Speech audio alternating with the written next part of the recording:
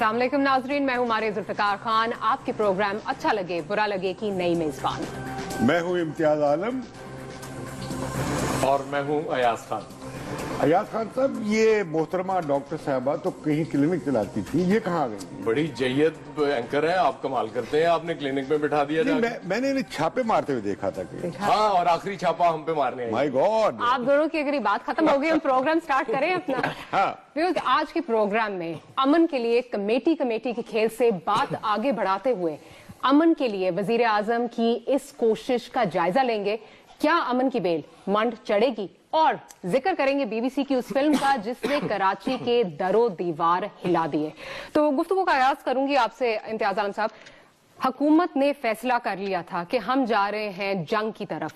पीएमएलएन की जो parliamentary committee है उसने भी जो है अपना फैसला दे दिया था कि जंग ही जो है वो एक फाइनल हल है इस मसले का। लेकिन फिर नवाज शरीफ साहब ने मुज़ाकरात की तरफ जाने का जो है फैसला कर लिया। क्या वजह बनी? मेरा ख्याल ये कि हुकूमत बहुत ये बिल्ड कर रही थी मोमेंटम, और अफवाज पाकिस्तान की तरफ से भी एक बहुत जबरदस्त मंसूबा जो मुझे बताया गया कि पेश किया गया कि इनफ इज इनफ, काफी हो गया है, अब ये कार्रवाई करनी पड़ेगी। और वजीर आजम पर बहुत दबाव उनकी पार्लियामेंट्री पार्टी की तरफ से भी आया। इसी दौरान तालिबान ने उनसे राब्ते किए, और मैं समझता हूं कि जो कार्रवाई की गई थी बन्नू और कोहाट में और AR बाजार में, रावलपिंडी में जो कार्रवाई की गई थी, वो उसका जवाबी कार्रवाई इतनी जोरदार थी कि तालिबान को एक जोरदार पैगाम गया कि हुकूमत कमजोर पोजीशन से बात नहीं कर रही है। लेकिन हुकूमत ने जो कमेटी बनाई उसे बहुत उन्होंने जबरदस्त हाई प्रोफाइल कमेटी जिसे कहा जाता है कि बहुत उसमें बड़े वजीर नहीं थे, वजीर दाखिला नहीं थे, उसमें ISI चीफ नहीं थे, कोई कोर कमांडर नहीं थे, कोई और पार्लियामेंटेरियन नहीं थे, पार्टी लीडर नहीं थे। उन्होंने 2 सहाफी और एक इमरान खान की पार्टी की तरफ से रुस्तम शाह को उन्होंने ले लिया, और एक फॉर्मर फौज के मेजर आमिर को ले लिया। पैगाम देने का मतलब ये था कि हुकूमत बातचीत करना चाहती है, और उस कमेटी को, जो मेरी इतला है, मुझे कमेटी के अरकान ने बताया कि उन्हें वजीर आजम की बैकिंग या मैंडेट हासिल है। जो पार्लियामेंट का एतमाद था वो था कमेटी के लिए और बातचीत के लिए। अब कमेटी क्या हो, किसमें हो, ये वजीर आजम का इस्तेकाम। अच्छा, अयाज साहब की भी आज मुलाकात हुई वजीर आजम साहब से, और आप कुछ बात कर रहे थे जो ये एक डिसीजन, जो फाइनल डिसीजन लिया गया था अयाज साहब, उसके बारे में आपके पास क्या इन्फॉर्मेशन? जी, वो ये था कि आज कोई सीनियर जर्नलिस्ट मिले थे, अताउल्लाह कासमी साहब ने इत्माम किया हुआ था, और मेरे सफेद बालों की वजह से मुझे भी सीनियर जर्नलिस्ट को समझते हैं, और हमारे तो बाल नहीं है, इसलिए आपको आज नहीं बुलाया उन्होंने, इसलिए आपको। अच्छा, उसमें नवाज शरीफ साहब से ये सवाल पूछा, 2 सवाल पूछे। एक तो ये पूछा गया कि इतने हाईएस्ट लेवल पे आपने क्यों अनाउंस कर दिया।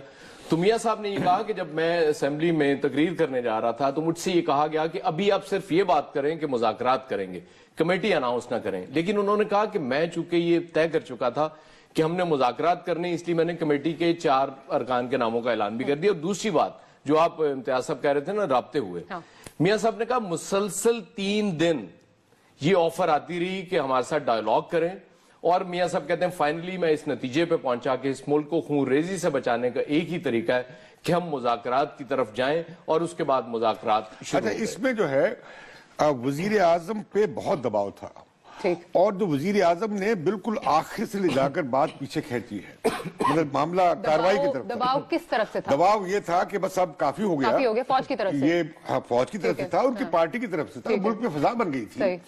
तो उस पर जो है मियां साहब ने, तालिबान को पता है कि मियां साहब ने बहुत बड़ा प्रेशर लिया, और वो प्रेशर ये था कि कार्रवाई की जाए, लेकिन मियां साहब ने बातचीत की बात की, उन्होंने कन्वे किया, तालिबान को इस बात का पता है।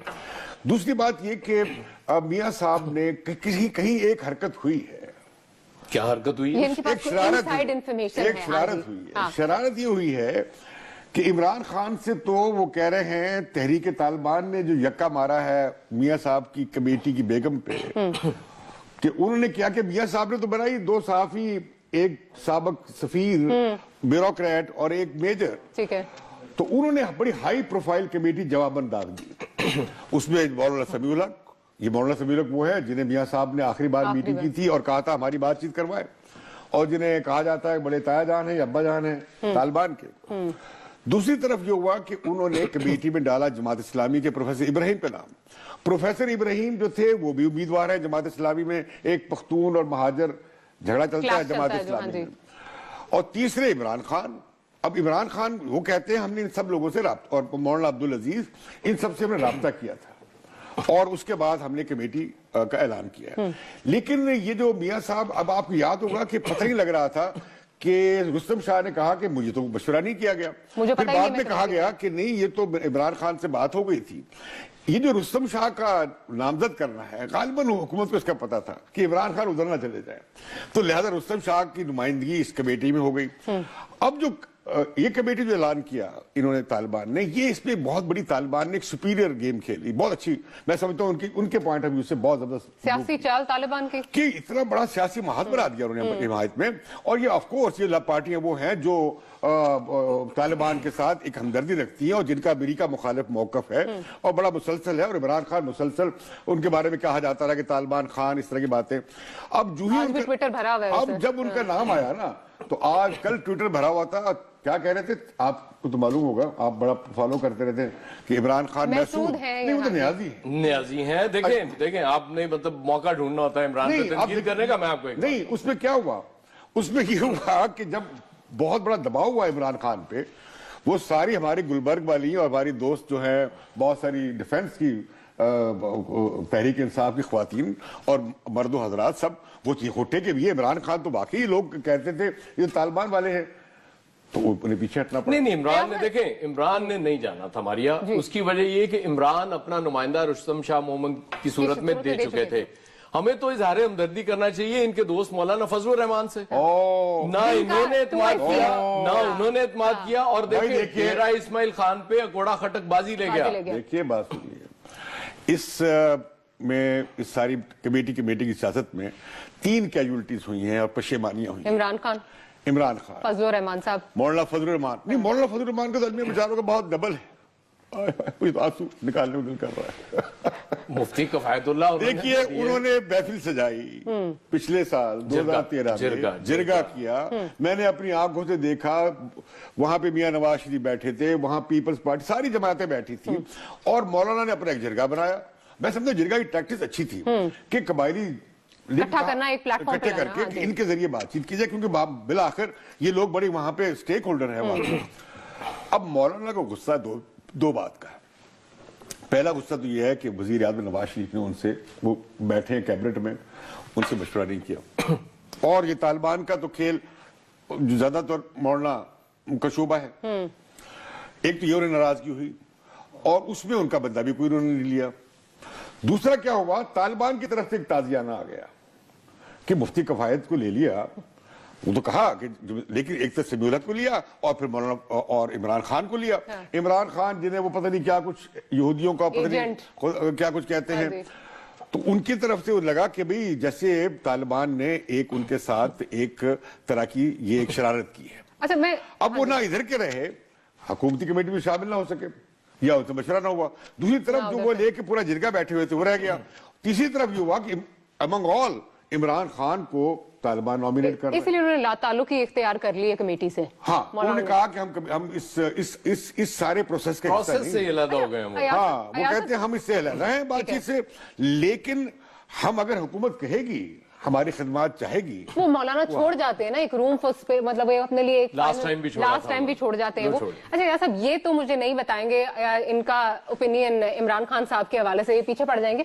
ये कहा जा रहा है कि मलाइन किया जा रहा है इमरान खान साहब को, उनका नाम, जिस तरह ये तालिबान की सियासी चाल है, उनका नाम देकर उनको मलाइन। मुझे इस पर प्रोटेस्ट करता हूँ। आप प्रोटेस्ट करते हैं? आप इमरान खान के फेवर में? आप क्लिनिक से उठकर यहाँ आ गई हैं, आप इमरान खान के फेवर में प्रोटेस्ट कर रहे हैं? देखिए, मैं आज इमरान खान की पार्टी को मुबारकबाद देता हूँ कि पिछले इतवार को, यानी गुज़िश्ता इतवार यानी कल, उन्होंने 4 लाख बच्चों को 9 तरह के जो टीके दिए हैं और उनके वर्कर्स और उनके जो वॉलंटियर्स हैं उसमें, और 9000 टीचर्स ने बाइकआउट किया इसका।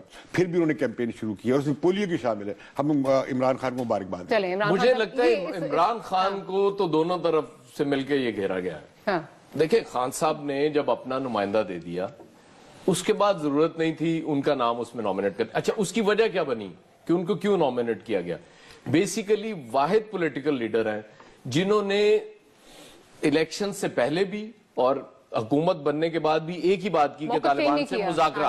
उनका नवाज शरीफ साहब भी दीगर ऑप्शंस की बात करते रहे, आज अब वो खामोश हैं सिर्फ इसलिए कि ये मुज़ाकरात का अमल डीरेल ना हो जाए, वो चाहते हैं कि ये कामयाब हो जाए। अब जब शुरू किया है, इमरान वो वाहिद लीडर थे। दूसरी बात ये है कि ये कहते हैं जी इमरान खान साहब को होना चाहिए था। क्यों होना चाहिए था भाई? जर्नैल जो होते हैं वो जाके अगले महाज पे थोड़ी लड़ते हैं, वो तो पीछे बैठ के आगे करा रहे होते हैं, और आपकी बात बाद में सुनी जाएगी। अभी बस ब्रेक बात देखिए, ब्रेक अगर ले लें, ब्रेक के बाद हम दोबारा हाजिर होते हैं। ब्रेक के बाद इस गुफ्तगू को आगे बढ़ाएंगे। लेते हैं छोटी सी ब्रेक।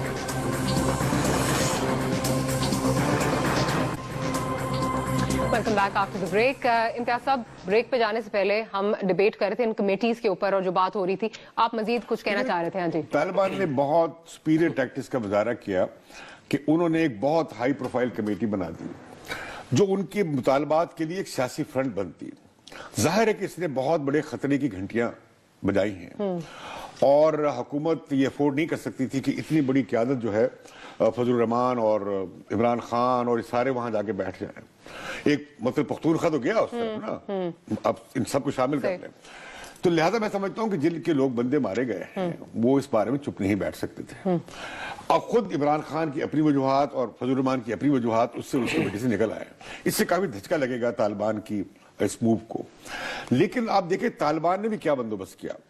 उस कमेटी के ऊपर उन्हें निगरान कमेटी बनाई कारी शकील की क़यादत में, और उसमें जो बंदे बयान किए जा रहे हैं लोग, वो ज्यादातर वो हैं कि जो मुख्तलिफ रीजन्स में कंट्रोल करते हैं।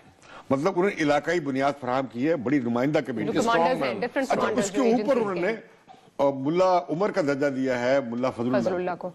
मतलब एक हायरार्की बनाई है।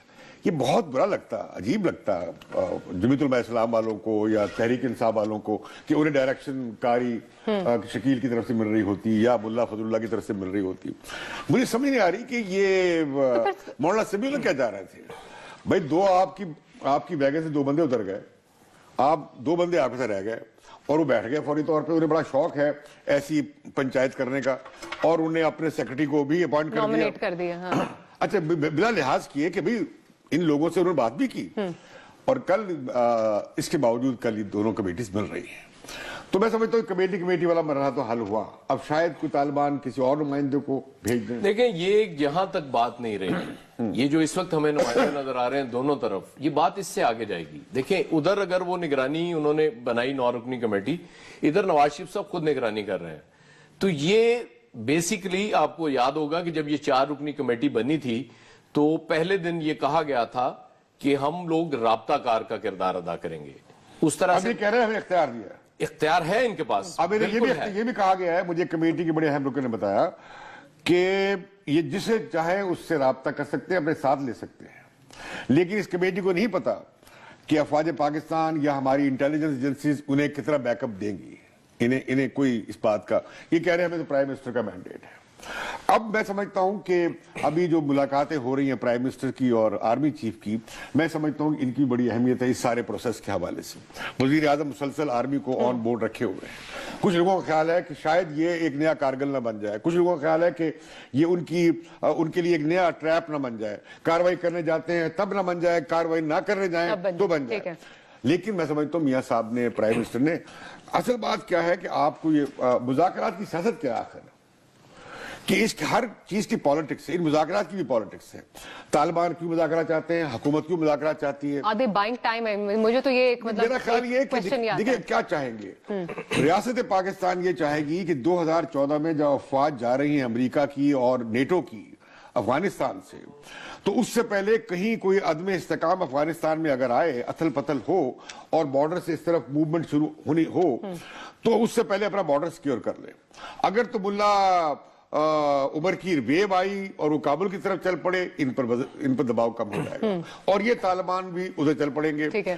अगर वो ना हुई, उन पर दबाव बढ़ा, तो वो ये यहाँ रिसीड करेंगे, पाकिस्तानी इलाके में आएंगे। खत्म कर दो। वो ये कि तालिबान ये चाहते हैं कि उन्हें स्पेस जो है जगह मिले और वो टाइम ले, ताकि जब अमरीकी चले जाएं तो उसके बाद वो अपने जो इत्तेहादी हैं अफगान तालिबान, उनकी मदद। देखिए, इस वक्त दोनों तरफ वेव है मुज़ाकरात की। अगर यहाँ प्राइम मिनिस्टर साहब ने ये इनिशिएटिव लिया पाकिस्तान में, तो वहां करज़ई साहब भी यही कर रहे हैं। वो भी अमन काउंसिल के तहत مذاکرات کرنا چاہ رہے میں آگے بات ہیں. ان کا اعتراض صرف یہ تھا کہ انہیں اس میں ایکسکلوڈ کر دیا گیا. پاکستان اور امریکہ نے شاید ڈائریکٹ ان سے بات چیت کرنا شروع کر دی, لیکن یہ جلد میں آپ کو بتاؤں کہ وہ بھی مذاکرات شروع ہو جائیں گے. اس میں اہم بات یہ ہے کہ کرزئی کو تو انہوں نے رائٹ آف کر دیا امریکیوں نے. کرزئی کسی بات پہ نہیں آ رہا ہے. 5 اپریل کو الیکشن ہو رہا ہے. میرا خیال ہے 5 اپریل تک بات چیت یہ کہیں شاید کوئی رخ لے لے پاکستان میں, اور اس کے بعد منظر صاف ہوگا. اس دوران میں امریکیوں نے بغیر کرزئی کے طالبان سے مذاکرات پھر سے شروع ہو رہے ہیں یا ہو گئے ہیں گلف میں. نہیں, وہ تو بات چیت خلیج میں تو جاری ہے, وہ تو رکتا ہی نہیں. شروع ہونے جا رہی ہے اگلے ہفتے یا 10 دن میں. اور اس پر میں سمجھتا ہوں کہ یہ جو ٹرانزیشن ہونے جا رہا ہے افغانستان میں, پاکستانی طالبان کے ساتھ حکومت کی بات چیت کا اس سے بڑا تعلق ہے. اب یہ جو کہا جا رہا ہے نا کہ اس میں دیکھنا ہوگا کہ افغانستان میں یہ ٹرانزیشن کیسے ورک آؤٹ ہوتی ہے, اور اس کے حوالے سے پاکستان کی سیکیورٹی کی امپلیکیشنز پاکستان پہ کیا اثرات پڑیں گے. اس حوالے سے میاں نواز شریف کی حکومت اس بات چیت کو دیکے گی. یہ طالبان کو بھی سمجھنا چاہیے. اچھا, میں آپ سے یہ پوچھنا چاہوں گی کہ کل کے بلاسٹ کو اگر ہم دیکھ لیں, جو پشاور میں رات کو بلاسٹ ہوا ہے, 5 لوگ بھی اس میں جو ہے وہ ان کی ڈیتھ ہو گئی. مجھے یہ بتائیں کہ اگر اس وقت ہم دیکھیں, کہا جا رہا ہے کہ تیسری قوت ہے, طالبان نے لا تعلقی اختیار کر لی ہے, اس سے تیسری قوت ہے جو نہیں چاہتی. اس سے ہٹ کے ماریہ میں پہلے ایک یہ بات کرنا چاہوں گا. آپ نے بلاسٹ کی بات کی, بالکل اس بلاسٹ کے فوری بعد جیسے ہی چینلز پہ ہم نے دیکھا بلاسٹ کی وہ خبریں آنا شروع ہوئیں, اس کے فوراً بعد کیا ہوا کہ طالبان نے اظہار لا تعلقی کیا. اچھا, پہلے بھی انہوں نے 2-3 موقع پہ ایسا ضرور کیا, لیکن وہ خاصی دیر سے, کہ کچھ 6 گھنٹے بعد کیا یا نیکسٹ ڈے جا کے کیا, یا خاموش رہے جب انہوں نے کلیم نہیں کیا. اس سے ان کی بھی سیریسنس کا پتہ چلتا ہے کہ وہ مذاکرات سیریسلی کرنا چاہ رہے ہیں, اور وہ چاہتے ہیں کہ یہ مسئلہ حل ہو جائے مذاکرات. دیکھیے, طالبان اگر کارروائی کریں گے بھی اس دور میں, کچھ عناصر ایسے ہیں جو ان کے شاید کنٹرول میں نہ ہو, کیونکہ بہت زیادہ گروپس ہیں, 50+ گروپس, تو وہ اسے ڈینائی کریں گے. کیونکہ اگر انہوں نے کہا اگر طالبان نے ہم نے کیا ہے تو فوراً میں آپ سے اختلاف کروں. اس وقت وہ مجھے سیریس نظر میں مان لیتا ہوں, میں یہ نہیں کہہ رہا, اس وقت بالکل کوئی کارروائی نہیں ہوگی. میں کہہ رہا ہوں کہ کوئی افورڈ نہیں کر سکتا فریق. لیکن دنیا بھر میں جب مذاکرات ہوئے اور بات چیت ہوئی ہے, جنگ ہو رہی ہے, بات چیت بھی ہو رہی ہے, ویتنام امریکہ کے درمیان, آئرلینڈ میں آپ دیکھ لیں اور انگلینڈ کے درمیان, اور یہ شری لنکا میں آپ دیکھ لیں 10-12 سال بات چیت چلتی رہی, سال لڑائی بھی ہوتی رہی. یہ ممکن ہے, میں یہ کوشن کرنا چاہتا ہوں کہ کوئی اس طرح کے ہو سکتا ہے, لیکن اچھا اس سے مذاکرات سے نہیں بھاگنا چاہیے. اس سے مذاکرات سے, اچھا اگر کوئی ایک اسکول پہ حملہ ہو جاتا ہے, تھانے پہ حملہ ہو جاتا ہے, فوج کی کسی بٹالین پہ حملہ ہو جاتا ہے, چوکی پہ حملہ ہو جاتا ہے, تو کیا فوج ریئیکٹ نہیں کرے گی؟ کرے گی. خدا نخواستہ ڈرون اٹیک ہو جاتا ہے, وہ تو ہے, بہت لیکن اس میں میں آپ کو بتاؤں کہ جو state of the union address کیا ہے نا اوباما نے, اس میں مجھے نہیں لگتا کہ ڈرون اٹیک ہوگا. اچھا, دوسری بات یہ کہ نواز شریف صاحب نے ایک بات یہ بھی امریکیوں کے حوالے سے بھی ان سے پوچھا گیا تھا کہ ان کا کیا موڈ ہے, تو وہ انہوں نے میں بس بات مکمل کر لوں, انہوں نے یہ کہا کہ امریکیوں کو کوئی اعتراض نہیں ہے, اوباما سمیت سب کہتے ہیں کہ ٹھیک ہے آپ. اچھا, اس میں آخری پوائنٹ رہ جاتا ہے کہ کسی سائڈ کو اپنی پری کنڈیشن نہیں رکھنی چاہیے کہ بات چیت تب شروع ہوگی کہ یہ شرط مان لو, وہ قیدیوں والی رکھی جا رہی ہے. وہ ہوتا ہی ہے کہ جب آپ کا معاہدہ ہو جائے, اگر آپ کا اتفاق ہو جائے, تو پھر اس پہ ٹائم ٹیبل بھی بنتا ہے کہ قیدی رہا کرنے ہیں تو کتنا ٹائم لگنا ہے, کچھ اور انتظامات کرنے ہیں, اس کا ٹائم فریم بنتا ہے. ٹھیک ہے, ہمیں ایک چھوٹی سی بریک لینی ہے, بریک کے بعد دوبارہ حاضر ہوتے ہیں. Welcome back after the break. آپ دیکھ رہے ہیں اچھا لگے برا لگے. امتیاز صاحب, بی بی سی کی جو رپورٹ آئی ہے الطاف حسین صاحب کے حوالے سے, اس میں کیا آپ سمجھتے ہیں کہ ایسا کچھ ہے جس کی وجہ سے اتنا سخت رد عمل جو ہے وہ ایم کیو ایم کی طرف سے آیا ہے, ایم کیو ایم کی جانب سے اتنا سخت رد عمل ہے؟ ہمارے ساتھ واسع جلیل ہیں. جی واسع جلیل صاحب ہمیں جوائن کر چکے ہیں. واسع جلیل صاحب, آپ سن رہے ہیں؟ جی میں امتیاز صاحب بالکل. یہ بتائیے کہ آپ کو کیا لگا کہ یہ کیا ہوا, اتنا رد عمل جو آپ کا آیا ہے, کہ اس میں کیا ایسی خاص بات تھی جس پہ آپ بہت غصے میں آ گئے ہیں؟ نہیں, بڑا پرامن طریقے سے متحدہ قومی موومنٹ جو ہے وہ اپنا احتجاج جو ہے وہ ریکارڈ کرا رہی ہے, اور اپنی ایلیجنس جو ہے وہ قائد تحریک الطاف بھائی سے جو ہے وہ بھرپور انداز میں جو ہے وہ شو کی جا رہی ہے. اور بات صرف اتنی ہے کہ گزشتہ سال بھی میرے خیال سے جون کا مہینہ تھا, اور اس سال جب جنوری میں جو چل رہا ہے اس وقت رواں ماہ میں, تو اس طرح کی ایک ڈاکیومنٹری جو ہے وہ پیش کی گئی جس میں کریکٹر اسیسینیشن جو ہے وہ قائد تحریک الطاف بھائی کی گئی ہے. آپ کو ایگزیکٹلی کیا اعتراض ہے, آپ کو کیا بات لگی جو صحافتی پیمانے سے گری ہوئی نظر آئی آپ کو؟ دیکھیں الطاف بھائی کے اوپر جو ایک تو مقدمات کی بات کی گئی ہے، الطاف بھائی کے اوپر انہوں نے مقدمات کہے کہ تقریباً 14 سے زائد جو ہے ان پہ مقدمات ہیں، اور اسی طرح سے دیگر، اور اگر اس ڈاکیومنٹری کو دیکھیں تو اس میں بہت سارے اور بھی ایسے فلاز ہیں جس پر متحدہ قومی موومنٹ نے اپنی بھرپور ریزرویشن جو ہے، پرسوں بھی یہاں جو ان کے ڈیپٹی جو کاؤنسلر جنرل ہیں ان کو یہاں پر ہم نے کراچی پیش کی، اسی طرح سے دیگر جو مظاہرے ہو رہے ہیں اس میں ہم نے اپنی جو ہے قائد الطاف بھائی کے حوالے سے جو ہے وہ ایلیجنس پر جو ہے وہ بات کی ہے، اور متحدہ قومی موومنٹ اس بات کی حامی ہے کہ فریڈم آف ایکسپریشن اچھی بات ہے، مگر میڈیا ٹرائل کرنا جو ہے وہ صریحاً جو ہے وہ خلاف ہے۔ آپ ان کے خلاف کہیں لندن کی عدالت میں کوئی فائل کرنے جا رہے ہیں، کمپلینٹ یا کوئی درخواست ڈالنے جا رہے ہیں؟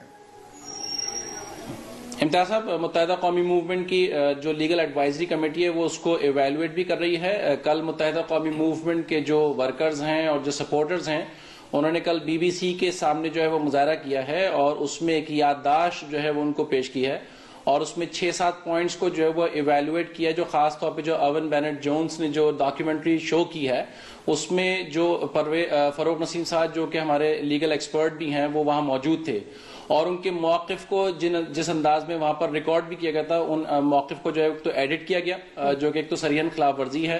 جب آپ کسی کا موقف لے رہے ہیں تو اس موقف کو بھرپور انداز میں پیش کیا جانا چاہیے، وہ ایڈٹ ہوا، اور جو سوالات جو انہوں نے اپنی ڈاکیومنٹری میں اٹھائے اگر وہ سوال ان سے وہاں کر لیے جاتے تو شاید بہت ساری باتیں جو صاحب آپ سے پوچھنا چاہوں گی، یہ بات آپ کی طرف سے، آپ کی پارٹی کی طرف سے بھی آ رہی ہے کہ فاروق نسیم صاحب کا جو انٹرویو ہے اسے کاٹا گیا ہے، وہ اسے ایڈٹ کیا گیا، پورا نہیں چلایا، تو کیا وہ حصہ تھا جس کی وجہ سے آپ یہ سمجھتے ہیں کہ میڈیا ٹرائل ہو رہا ہے، ان کو صحیح بات جو ہے وہ سامنے نہیں آئی؟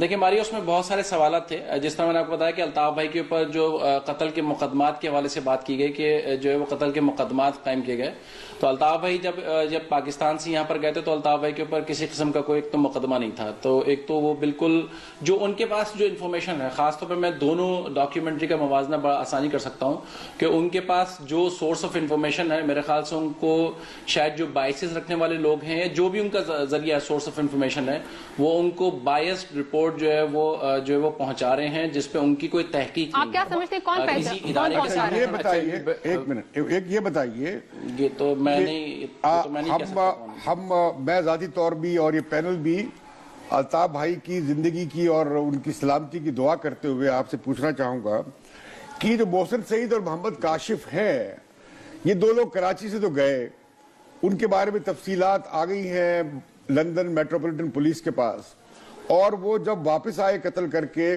تو جس بندے نے ان کے واپسی کا انتظام کیا اس کی تفصیل بھی اس پولیس کے پاس ہے، اور یہ بھی کہا گیا کہ وہ کراچی میں اترے ہیں۔ آخر یہ لوگوں کا آپ سمجھتے ہیں کہ ان کا تعلق کن سے ہے؟ کہ یہ جو دو حضرات ہیں جن کے حوالے سے آپ پر دباؤ بڑھ رہا ہے، اور کیوں بڑھ رہا ہے آپ پہ دباؤ؟ یہ تو اللہ بہتر جانتا ہے، اور متحدہ قومی موومنٹ جو ہے اس نے کیا ان دو لوگوں کو استعمال کرنے کا امکان ہے آپ کی پارٹی کے خلاف؟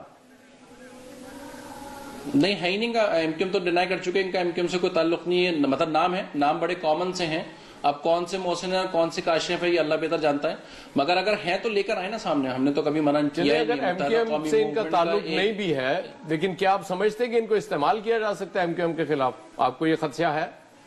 یہ تو سامنے لانے پہ پتہ چلے گا کہ عزائم کیا ہیں، تو ابھی یہ تو ہم اسپیکولیشن نہیں کر سکتے ہیں کیونکہ میٹر تو سب جوڈس ہے، میں اس وقت کوئی بیٹھ کے اسپیکولیشن نہیں کر سکتا، مگر میں ہاں یہ بات ضرور جانتا ہوں کہ متحدہ قومی موومنٹ نے جو ہے کوئی اوپن فلور دیا ہے، متحدہ قومی موومنٹ کے کنوینر کا جو ہے وہ قتل ہوا ہے اور لندن کی سرزمین پہ ہوا ہے، تو متحدہ قومی موومنٹ کا تو ایک عظیم نقصان ہوا جس کو ہم آج تک جو ہے مطلب اس کو ہم پورا نہیں کر سکتے۔ آپ کیسے کہہ رہے ہیں کہ یہ سازش ہے؟ موومنٹ کے کنوینر کے قاتل پکڑے جائیں، آپ اسے کہہ رہے ہیں بین الاقوامی سازش ہے، گوروں کو سبق سکھا دیں گے، گوروں کو معافی مانگنی پڑے گی۔ کل بڑے زوردار تقریریں کی آپ نے برطانوی سامراج کے خلاف۔ جی ہاں بالکل بالکل، کیا سازش ہے؟ اور ہمارے فورم سے سازش تو ہے نا۔ دیکھیں امتیاز عالم صاحب کیا کہتے ہیں کہ ڈاکٹر عمران فاروق جو ہیں وہ متحدہ قومی موومنٹ کے نہ صرف کنوینئر، بہت سینئر رہنما اور الطاف بھائی کے one of the closest aides میں شامل ہوتے تھے، اور سب یہ بات جانتے ہیں کہ ڈاکٹر عمران فاروق کی ایم کیو ایم میں کیا پوزیشن تھی۔ جس رات ان کا قتل ہوا ہے تو قائد الطاف بھائی کی اگلے دن سالگرہ تھی۔ متحدہ قومی موومنٹ گزشتہ 35 سال سے اس پوری صورتحال کو جو ہے وہ اسی طرح سے سیلیبریٹ کرتی آئی ہے کہ 16 کی رات کو الطاف بھائی کے لیے تمام کارکنان جو ہیں وہ 90 پر اور اسی طرح سے وہاں لندن میں جو ہے جمع ہوتے ہیں اور الطاف بھائی کو وش کرتے ہیں، جو ایک دن پہلے ہوتی ہے 17 تاریخ سے پہلے، تو اس رات پہلے ڈاکٹر عمران فاروق کا اس انداز میں قتل کرنا یہ پوری ایک سازش ہے اور یقیناً یہ ایک سوچی سمجھی جو ہے وہ اسکیم ہے. بہت شکریہ باسط جلیل صاحب, بہت شکریہ آپ کا. اچھا امتیاز صاحب, آپ سے یہ پوچھنا چاہوں گی کہ ابھی ہم یہ بات کر رہے ہیں کہ جی یہ فلم جو ہے وہ ایڈٹ ہوئی ہے اور اس کے مطلب جو ہے یہ مطلب یہ اس کی انلیگل ہے. ایاز صاحب یہ کہا جا رہا ہے کہ انلیگل اس کی ایڈیٹنگ جو ہے وہ نہیں ہونی چاہیے تھی. کیا آپ سمجھتے ہیں کہ واقعی اگر ایڈیٹنگ ہو جائے تو کوئی غلط کیا انہوں نے, جو بھی ان کے جو وہاں پہ؟ دیکھیں ماریا, ان کو اس پہ تو اعتراض ہو سکتا ہے کہ 7 مہینے میں دوسری بار انہوں نے ڈاکیومنٹری دکھا دی, لیکن ایڈٹ کرنے کا اختیار تو بہرحال ایڈیٹر کے پاس ہوتا ہے. تو کوئی غلط کام نہیں کیا. وہ غلط اس طرح نہیں ہوتا کہ ہمارے پاس اگر 2000 ورڈ کی ایک سٹوری لینی ہے 5000 کی آ جائے گی تو ہم اس کو اکوموڈیٹ نہیں کرتے, ہم اس کو ایڈٹ کرتے ہیں اور ریلیونٹ پارٹ ضرور لے لیتے ہیں. اصل سوال یہ ہے کہ آخر سراغ لگانے والے, سراغ رساں کہاں پہنچے؟ قتل کا معاملہ ہوا, مجھے معلوم ہے کہ الطاف بھائی کے اور ڈاکٹر فاروق کے درمیان بہت گہری اتنی دوستی تھی کہ ایم کیو ایم کا کوئی اور بندہ اتنی قربت کا دعویٰ نہیں کر سکتا. آج بھی کل بھی جو جلوس نکلا ہے اس میں فاروق بھائی کی ان کی عمران فاروق کی بیگم صاحبہ اس جلوس میں شامل تھی, لیکن انہیں بیچاریوں کو وظیفہ وغیرہ کا مسئلہ بھی ہے, کچھ ان کا خاوند نہیں ہے تو مسئلہ ہے. لیکن یہ جو معاملہ ہے کہ جو سراغ رسانی ہے وہ بہت آگے چلی گئی ہے. وہ بندہ بھی پولیس تحویل میں رہا ہے یا ہے جس نے ان کی واپسی کا بندوبست کیا, اور ان کی پوری تفصیل ہے یہ وہاں کیا کرتے ہیں. لیکن رحمان ملک صاحب نے عجیب بات کر دی آج. رحمان وہ انہوں نے تردید ہی کر دی, کہتے ہیں کہ یہ میرے دور میں پکڑے نہیں گئے یہ بندے. تو پتہ نہیں شاید رحمان ملک صاحب کو نہ پتا ہو, اور کہا ہی جاتا ہے کہ رحمان ملک صاحب کو اس کا پتہ بھی تھا اور غالباً یہ ایم کیو ایم اور پیپلز پارٹی کے اتحاد کی ایک وجہ بھی تھا. لیکن آپ ایک اور بات کریں, یہ ملن کے اتحاد کی کیا وجہ ہے؟ یہ میں سمجھتا ہوں یہ جو گیا نا ملک رحمان جو ملنے گئے, حالانکہ اس پیپلز پارٹی کی حکومت کو ضرورت نہیں ہے ایم کیو ایم کے ووٹوں کی, لیکن اگر الطاف بھائی پہ خدا نہ خواستہ وہ ہاتھ ڈالتے ہیں تو کراچی میں بہت بدامنی ہوگی, خون خرابہ ہوگا. اور میں یہ بھی بات کر دوں, جو چاہتے ہیں کہ ایم کیو ایم کو اس میں پھنسانا چاہ رہے ہیں لوگ, کہ کراچی میں ایک اس پارٹی کے اس سے ٹوٹنے سے یا اس کے اندر خلفشار سے یا رد عمل سے کراچی کی صورتحال بہت خراب ہو جائے گی. ایک امکان, دو امکانات. ایک امکان یہ ہے کہ یہ جو 2 بندے ہیں کسی کے ہاتھ نہ آئیں, ایکسس نہ ملے تفتیش کاروں کو, یا ممکن ہے 2 بندے ہوں ہی نہ. اگر تو ایسی بات ہے تو پھر یہ کیس لٹکا رہے گا, کیونکہ اب کیس کی آخری کڑی ڈی این اے کا ٹیسٹ وہ ہے جو ان 2 لوگوں کا لیا جائے. تو آپ چاہتے ہیں لٹکا رہے کیس؟ میرا خیال ہے کہ قوم کے بہترین مفاد میں یہ کیس لٹکا رہا ہے, ایم کیو ایم کے مفاد میں بھی ہے. نہیں تو مشرف کے کیس کا آپ کو کہتے ہیں کہ اس پہ ہو جائے فیصلہ, اور یہ کہتے ہیں لٹکا رہے. وہ تو ہمارے ہاتھ میں نہیں ہے نا. اچھا, ہمارے ہاتھ میں نہیں ہے. لیکن یہ جو معاملہ ہے آپ نے بڑا پکڑا ہے, اس میں ہم کیا کریں, ہم ایم کیو ایم والوں کے ساتھی ہیں, دوست ہیں, ان کے لیے دعا کو ہے. لیکن کیس کی تفتیش تو ہوگی, کیس آگے جا سکتا ہے, لیکن پاکستان کا کوئی ایکسٹریڈیشن ٹریٹی نہیں ہے. بندے تحویل مجرمان کا معاہدہ نہیں ہے نا, قیدیوں کا یا مجرموں کے تبادلے کا کوئی معاہدہ نہیں ہے. پہنچ دے سکتے ہیں, پہنچ وہ لے سکتے ہیں. انہوں نے ریکویسٹ کی بھی ہے ابھی کہ ہمیں جو ہے وہ, لیکن اب وہ پتہ نہیں کہاں ہیں لوگ, وہ کس کے آپ کیا سمجھتے ہیں, آپ کیا سمجھتے ہیں کہ کہاں وہ لوگ, کہاں ہیں وہ لوگ؟ حکومت کے پاس ہے اس وقت, یا رحمان ملک جس طرح کہہ رہے ہیں کہ یہ ایم کیو ایم اور حکومت میں جو آج کل مطلب بہت قربتیں ہیں, اس کی کیا وجہ ہے؟ کہیں کوئی ایسا تو نہیں, کوئی تو کچھ لوگ ہیں اس طرح کے حکومت کے پاس کہ قربتیں ان کی بہت ہیں؟ میرا خیال ہے سب کو پتا ہے وہ لوگ کہاں ہیں. آپ کو نہیں پتا؟ نہیں, آپ بتائیں. مجھے کہاں پتا, آپ بتائیے نا, آپ کو پتا ہوتا ہے. آپ کی چڑیا یا طوطا کوئی اگر آپ کا ہو, چڑیا نہیں ہے, وہ ہم نے, انہوں نے ایک ہاتھی رکھا ہوا ہے. نہیں, وہ کوئی نہ ہاتھی ہے نہ گھوڑا ہے, بتا دیں. وہ آئی بی کے پاس ہے. اچھا, یہ آپ دعوے سے کہہ رہے ہیں؟ میرا خیال ہے, ممکن میں غلط ہوں, کیونکہ وہ ملک صاحب کہہ رہے ہیں کہ نہیں, ملک صاحب تھے نا انچارج, لیکن اب تو میاں نواز شریف اور چودھری نثار صاحب, وہ تو پتا چلا تھا کہ لینڈ ضرور کیا تھا انہوں نے. اچھا, اس کے بعد کون نکال کے کہاں لے گیا, اس کے بعد کسی کو. ایک بات آپ غور کریں کہ معاملہ وہاں ہے, جھگڑا یہاں ہے, یہ ایم کیو ایم یہاں کراچی میں کیوں دباؤ ڈال رہے ہیں؟ یہ بریک کا ٹائم ہو گیا, اس لیے اس میں ایک بات سن جائے نا آخر میں, وہ یہ کہ یہاں یہ پریشر بلڈ کریں گے تاکہ یہ معاملہ لٹکا رہے, اور اگر اس کیس کا نتیجہ نکلا تو شاید ایم کیو ایم جو ہے کراچی کے صوبے کا مطالبہ کرے گی. اگر وہ پہلے کر بھی چکے ہیں. بھارت بریک پہ جائیے. ٹھیک ہے, لیتے ہیں ایک چھوٹی سی بریک کے بعد دوبارہ حاضر ہوتے ہیں.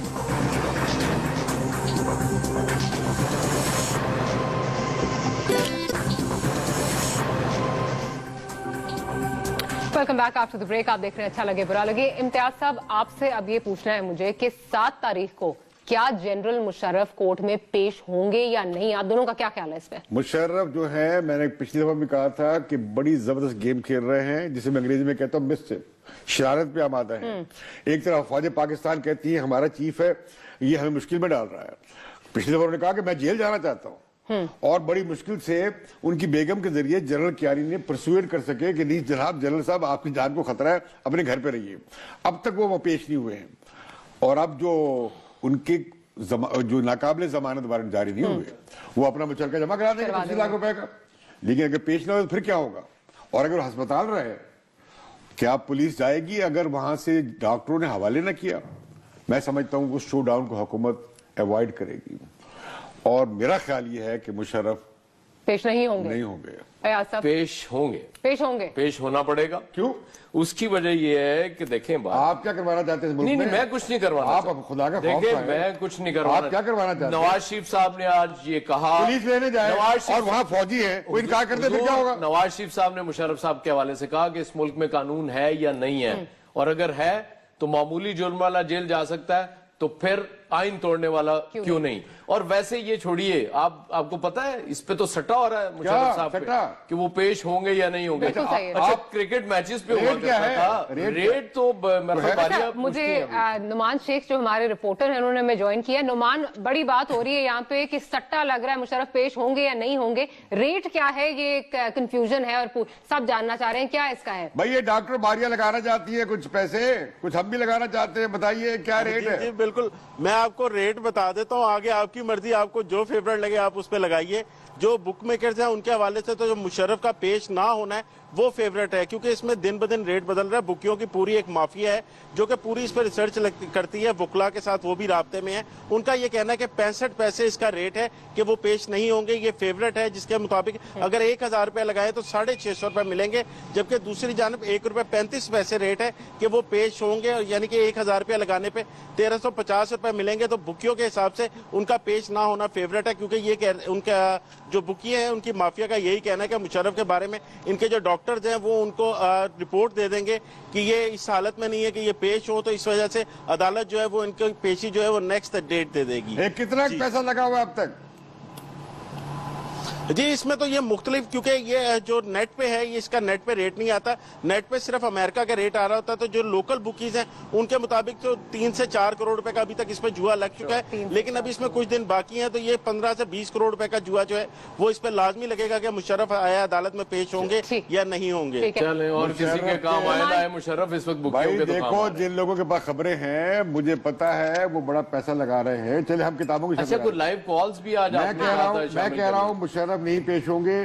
अगर मेरी बात दुरुस्त थी तो मुझे आप उसी रशद किताबें लेके देंगे, और अगर मैं हार गया तो मैं आपको किताबें लेके मुझे क्या लेके देंगे आप? अगर मैं जीत गई तो आप क्या लेके देंगे? आपको मैं 40 बूंदे लेके दूंगा। 40 बूंदे? 40 बूंदे। और अगर आप हार गई तो मुझे आप 60 सूट ले दीजिए। बूंदा चांदी का या जो ये कहेंगे? अच्छा, जो कहेंगे। ठीक है। अच्छा, कॉल्स भी आ रही है आज हमारी, आप लें जी। हमारे साथ एक कॉलर मौजूद है जी, तौसीफ हैं लाहौर से। तौसीफ, कहाँ से बात कर रहे हैं? लाहौर से कहाँ से बात कर रहे हैं आप? जी, मैं इलाहाबाद बार टोन से बात कर रहा हूँ, और मेरा सवाल ना इम्तियाज साहब से है। जी, इम्तियाज से मैंने ये मालूम करना था कि मुशर्रफ को सजा होगी भी कि नहीं, कि इसी तरह मतलब जिस तरह की चीजें आ रहे हैं जा रहे हैं और मतलब बाहर चले जाएंगे, मुशर्रफ को सजा होगी या नहीं? मुशर्रफ का केस पाकिस्तान की तारीख का मुश्किल तरीन केस होगा, और इसमें बड़े उतार चढ़ाव आएंगे। पहली बात तो यह है कि जो उनके चाहने वाले क्या उन्हें इजाजत देंगे इस बात की कि उन पर एक चार्जशीट लगे पाकिस्तान से गद्दारी की। दूसरा, अगर लग जाए तो सजा होगी या नहीं होगी, चले जाएंगे। तीसरा यह है कि अगर सजा होगी तो फिर वजीर आजम का दिल बहुत नरम है, और उन्हें मालूम है कि उनके साथ भी किसी ने नरमी की थी। तो इसका मतलब कि इन एनी केस मुशर्रफ साहब को सजा नहीं होगी? नहीं, सजा हो सकती है, लेकिन पार्डन मिल सकता है, पार्डन मिल सकता है इन दी एंड। वो तो बहुत पहले भी हमने डिस्कस किया था, तो मेरे ख्याल आज काफी डिस्कस कर लिया आपने। मारिया को सवाल करने दे अब। कॉल्स और नहीं है, टाइम हमारा खत्म हो चुका है, इसलिए मुशर्रफ साहब پیش ہوں گے یا نہیں ہوں گے تو آنے والا وقت ہی بتائے گا. تو ہم شرط پہ قائم ہے نا, ہم شرط پہ قائم ہیں, ہم اپنی شرط پہ قائم ہیں. آنے والے دنوں میں دیکھیں گے کہ ہم میں سے شرط کون جیتا ہے. آج کے لیے ماری ذوالفقار خان, ایاز خان اور امتیاز عالم صاحب کو اجازت دیجیے. اللہ نگہبان.